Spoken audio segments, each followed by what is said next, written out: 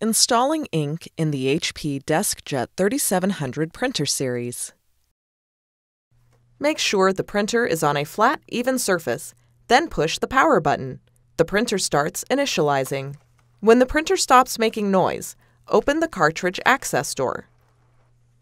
Open the package containing the black ink cartridge. If you have difficulty opening the package, you can use scissors to cut it open. Before installing the cartridge, make sure you remove the protective tab from the cartridge. Make sure you do not touch the copper-colored contacts or ink nozzles. Holding the black cartridge by its sides, insert it in the right slot at a slight upward angle. The contacts must face the back of the printer for a correct install. Slide the cartridge in the slot and press firmly until it clicks into place. Now, remove the tricolor cartridge from its package.